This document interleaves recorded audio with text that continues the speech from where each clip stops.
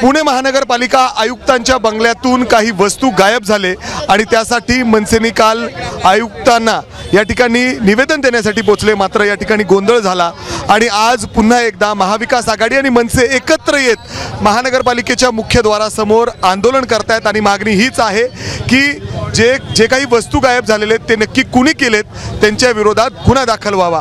आपल्यासोबत राष्ट्रवादी अर्थात शरद पवार गटाचे अध्यक्ष प्रशांतजी आहेत। सर, तुम्ही काही वस्तू सुद्धा आणलेत, काय म्हणणं? आता या महापालिकेला कमोड, बेसिन आणि नळ नका या ठिकाणी भेट दिले आहेत। ते सांगितलं की महापालिका आयुक्त बंगल्यातले बघता तर तेवढंच शिल्लक राहिलं होतं, ते सुद्धा राजेंद्र भोसलेंना चोरी करायची संधी द्यावी। महापालिकेचे माजी आयुक्त म्हणून राजेंद्र भोसलेंनी जाता जाता ज्या काय चोऱ्या केलेल्या आहेत ते दडपण्याचं काम महापालिका प्रशासन करते। ती चोरी उघडकीस येऊ नये हा प्रयत्न आहे आमचा। महापालिकेचे नवीन आयुक्त नवल किशोर राम यांच्याबद्दल तक्रार नाही, पण त्यांना चुकीच्या पद्धतीने बाकीच्या अधिकाऱ्यांनी जे फितवले ते चुकीचं आहे। म्हणून किशोर शिंदेसहित मनसेच्या कार्यकर्त्यांवरचे खोटे गुन्हे मागे घेण्यात यावेत। राजेंद्र भोसलेंनी चोरी केली असल्यास त्यांच्यावर गुन्हा दाखल करण्यात यावा आणि पुण्यातली जी राजकीय संस्कृती जी प्रशासनावर चांगली कायम राहिली ते इथून पुढे तसं वातावरण राहावं हीच आमची अपेक्षा आणि मागणी आहे। मनसेचे देखील अर्थात वरिष्ठ अधिकारी आहेत आपला, पण आपण बघितलं तर काल तुम्ही बी इथं होता, ज्या पद्धतीने गोंधळ झाला, तुमच्या कार्यकर्त्यांवर गुन्हा दाखल झाला। आम्ही तिथं होतो, सगळं होतं, बरोबर आहे। आम्ही कशासाठी गेलो होतो की पुणेकरांच्या पैशाची कुठेतरी चोरी झाली आणि ती चोरी पकडून त्या चोरीच्या विरोधात गुन्हा दाखल व्हावा म्हणून आम्ही त्या ठिकाणी गेलो होतो। परंतु हे करत असताना त्यांनी कुठल्या प्रकारचं ऐकून न घेता त्या पद्धतीने त्यांनी हा विषय केला आणि गुन्हे दाखल करायच्या केलं।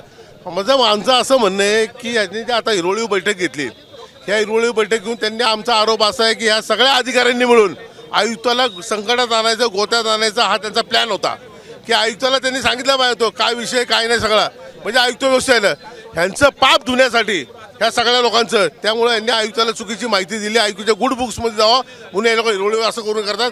महाराष्ट्र नवनिर्माण सेना कदापि थांबणार नाही, वारंवार पुणेकरांच्या प्रश्नासाठी त्या ठिकाणी जाईल। किती गुन्हे दाखल झालं, काही झालं तर महाराष्ट्र नवनिर्माण सेना शेवटपर्यंत पाठपुरावा करेल। अशा पद्धतीने या ठिकाणी पाठपुरावा केला जाईल। या ठिकाणी होती आपल्यासोबत शिवसेनेचे शहर अध्यक्ष देखील आहेत। तुम्ही देखील आज एक वेगळ्या पद्धतीने सर्वांनी एकत्र आहेत, मनसे देखील तुमच्या सोबत आहे या ठिकाणी आंदोलनामध्ये। पुणेकरांच्या मालमत्तेची जर चोरी होत असेल आणि त्याच्यावर लोकप्रतिनिधी आवाज उठवत असेल आणि हा आवाज दाबण्याचा प्रयत्न इतर अधिकारी करत असतील आणि हा भ्रष्टाचार कुठेतरी दाबण्याचा प्रयत्न होतोय, तर हे पुणेकर नागरिक कधी सहन करणार नाही। कारण पुणेकर नागरिक कष्ट करतो, घाम गाळतो आणि त्या पैशातनं कर भरतो आणि या कराच्या पैशातनं हे जर उधळपट्टी करत असतील, भ्रष्टाचार करत असतील, तर राजकीय पक्षावर त्याचे आरोप करत असतील, तर चोराच्या उलट्या बॉम्बा आणि लोकप्रतिनिधीवर जर उलट्या बॉम्बा अशा करत असतील तर यांना आम्ही कदापि या महानगरपालिकेमध्ये खुर्चीवर बसू देणार नाही।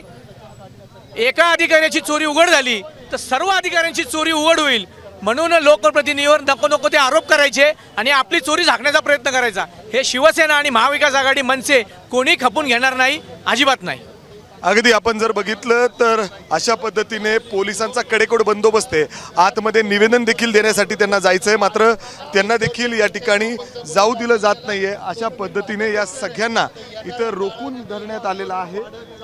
थरकुडे साहेब देखील आहेत। साहेब, आक्रमक दिसतेत सगळे लोक आज। मुळामध्ये ज्या पद्धतीने 3.5 वर्ष शासन चालवतात ते ह्यांना वाटायला लागलं हे मालक झालेत, कुणी चोऱ्या करतंय, कुणी आयुक्तांच्या बंगल्यातनं सामान घेऊन जाते, त्यामुळे यांना वाटतं यांच्या बापाचा राज्य आहे। पण हे पुणे शहरांच्या करोडरुपींचे पैसे भरलेले आहेत आणि हे वसूल केल्याशिवाय आम्ही थांबणार नाही। आता काँग्रेसचे देखील शहर अध्यक्ष सध्या आपल्यासोबत आहेत। जर आपण बघितलं तर अरविंद शिंदे साहेब, गेटवर पोलिसांचे बळ या ठिकाणी तैनात आहे, आतमध्ये देखील जाऊ दिलं जात नाही। काल तुम्ही बघितलं ज्या पद्धतीने सगळं मनसेबरोबर प्रकार घडला आणि आज महानगरपालिकेतील सगळ्या कर्मचारी अधिकाऱ्यांनी सभा घेत जाहीर निषेध व्यक्त केला। जर माझ्या पुणेरी भाषेत सांगायचं तर एका चोराला वाचवण्यासाठी सगळी चोर खाली आले असं दिसतंय। जर एखादा भ्रष्टाचार झाला असेल, चोरी झाली, बंगल्यातली चोरी झाली 40 लाखाची आणि ते पुणेकराच्या करदात्यातली झाली, तर ह्यांचं आद्य कर्तव्य होतं की स्वतःहून सुमोटो गुन्हा दाखल केला पाहिजे होता, त्यांनी तो केला नाही। म्हणून एक लोकप्रतिनिधी तुम्हाला जाब विचारायला जातो तर तुम्ही त्याला काय वागणूक देता?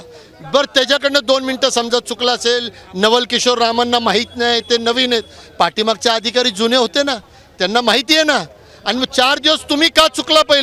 तुम्ही पहिलं गुन्हा दाखल का केला नाही?